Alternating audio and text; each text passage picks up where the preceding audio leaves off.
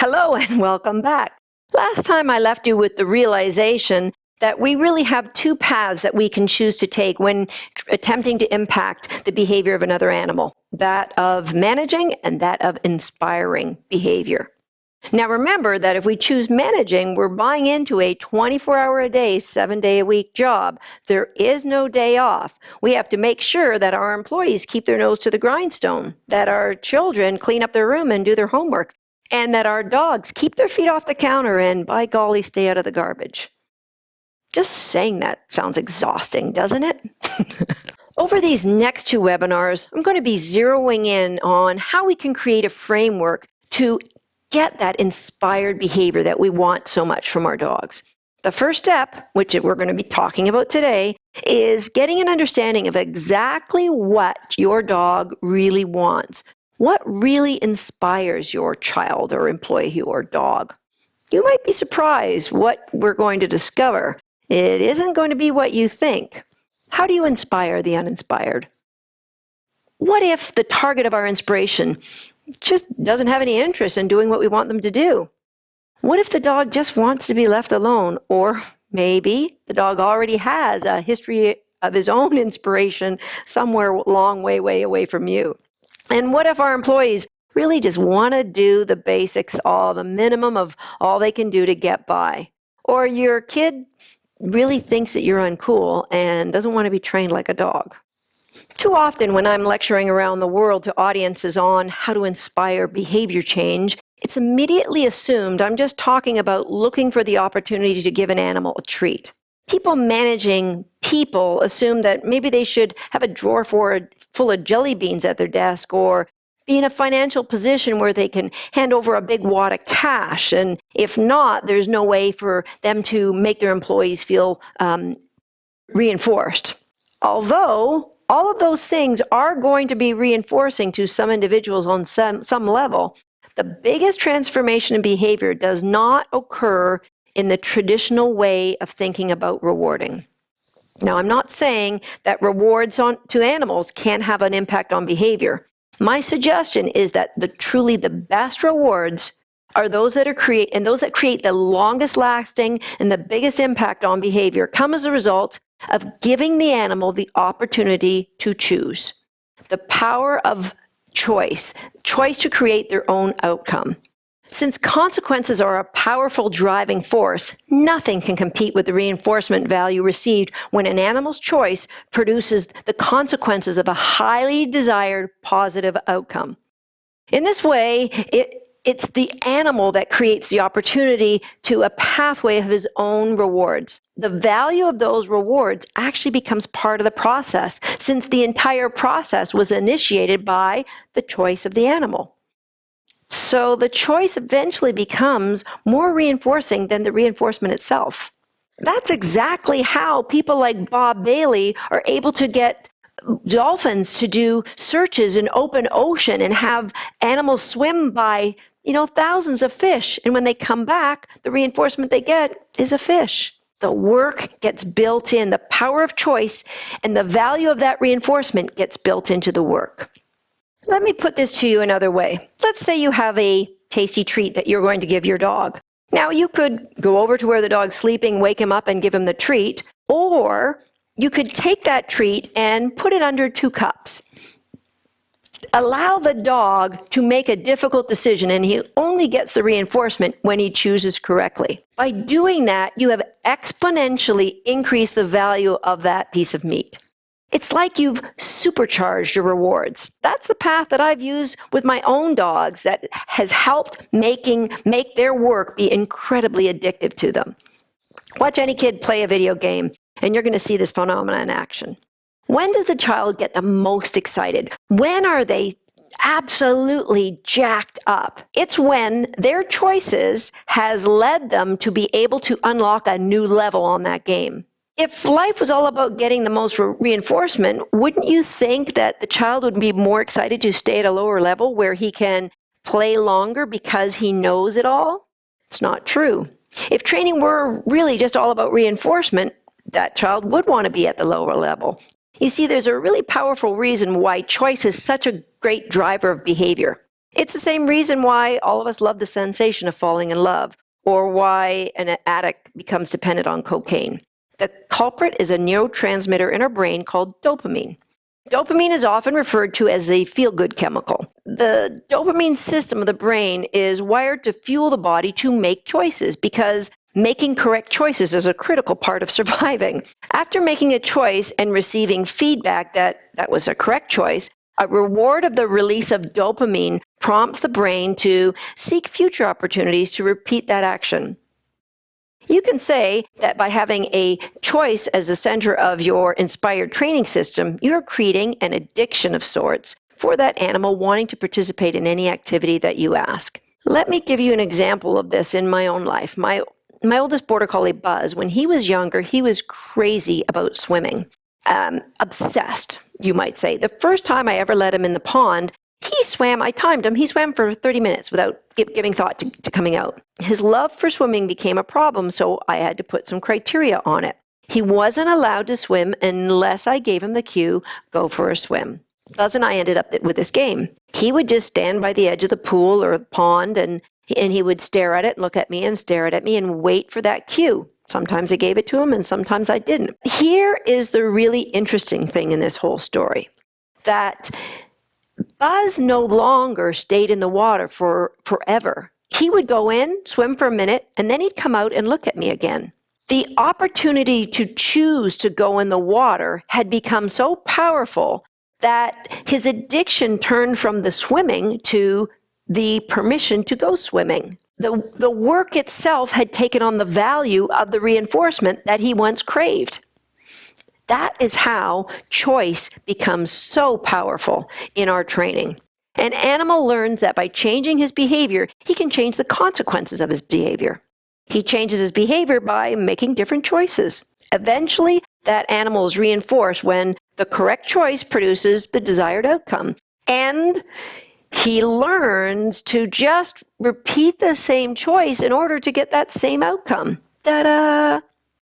This is true for all animals of all ages, and might be especially true in children. The things that we all need to recognize is that in order to allow consequences to positively reinforce behavior, we need to be able to predict what choice the animal is going to make. This means it's critical that we manipulate an animal's environment to eliminate choices that will produce undesirable consequences. As pet owners, just like parents, we've come to realize that we need to limit our pets' environments in order to keep them safe. We don't, say, take a puppy out on a busy highway off leash for the same reasons that we keep a cup of scalding hot coffee away from a toddler.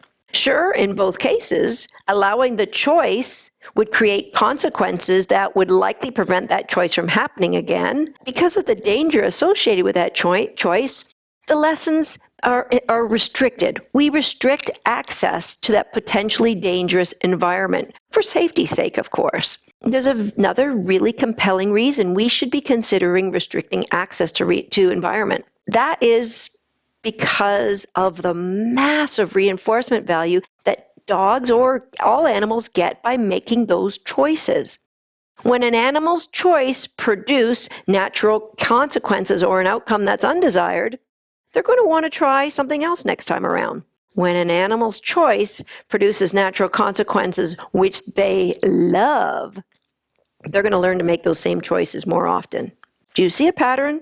Restricting options allows you to create reinforcement value for the animal choosing his own desired outcome, which, of course, in the end, when we do this right, is our desired outcome. Now, the same should be true with our dogs, but somehow this lesson's often lost when the cute factor of a puppy arriving on our doorstep hits you. Let me give you a glimpse of what life would be like when you raise a puppy in an unrestricted lifestyle.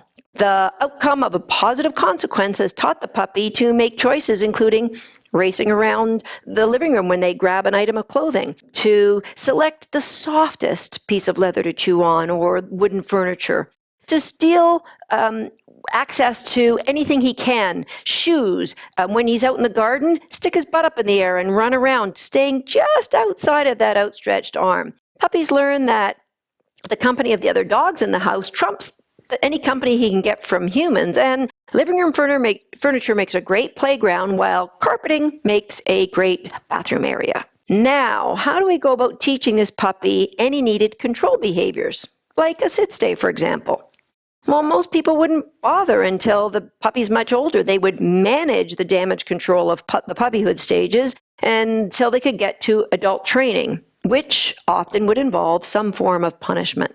It's true, the best education occurs when an animal chooses for itself. So altering these responses in order to create a desired outcome may be problematic. A puppy such as this one has already had the education of altering responses to create his chosen outcome, which sadly is not our chosen outcome.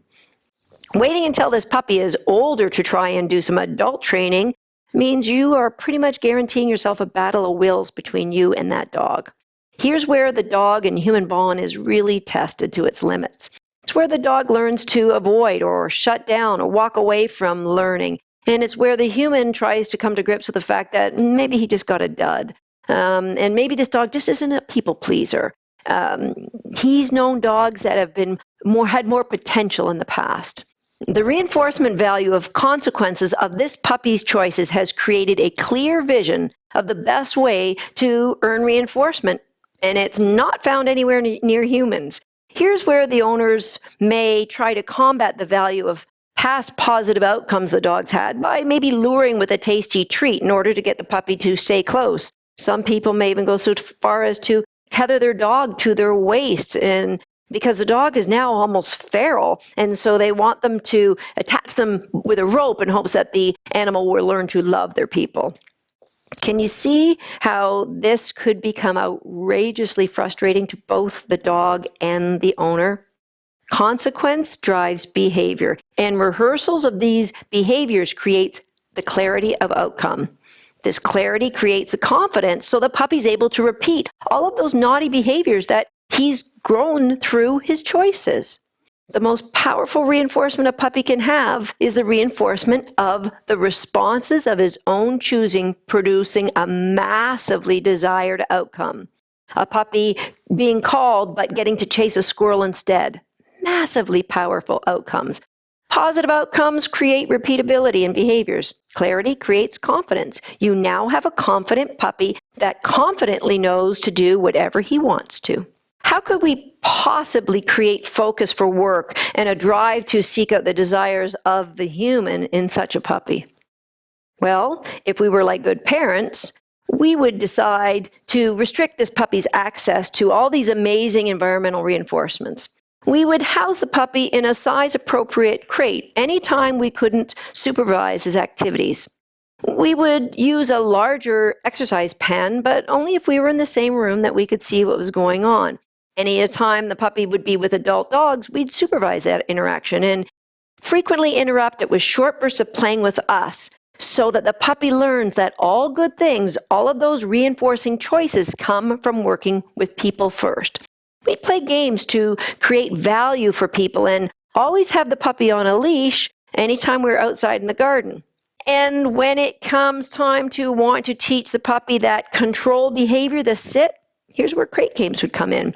The puppy would be given tidbits of food for making the choice of not trying to bust out of the crate when the door is open. The good choice of not pawing at the crate door would create a positive outcome for the puppy. That would be the door would open and food would be given to the puppy at the back. Soon, the puppy would be choosing to be at the back, and eventually, with a great placement of that reinforcement, he'd want to be in a sit at the back. Before long, the puppy would be given the choice, do you want to come out of that crate when the door is open? And the good choice of him not leaving would create a positive outcome of more tasty reinforcement be going to him at the back. An undesired response of attempting to escape the crate would produce the undesired outcome for the puppy of the door closing.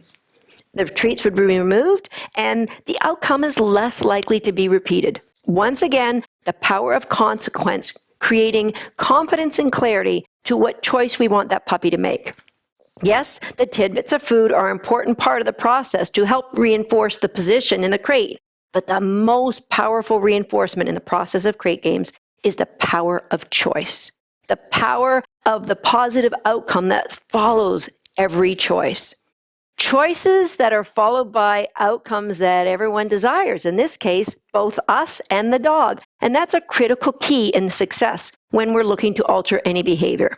Now, how can you set your own stage at home to create choices that produce positive outcomes, which are a win-win for everybody? I'm going to leave you with that thought.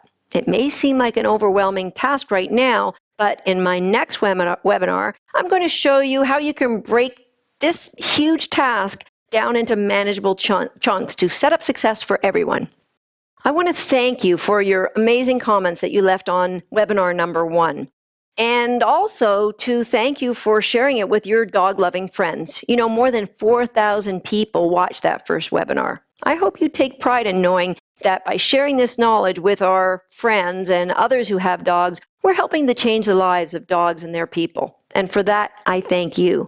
Let's allow the power of choice to create appropriate routes of reinforcement for our dogs and for people everywhere. Until that time, think about it, and I'll see you next week when we're working on creating a framework to set up more of those highly desired, valuable consequences.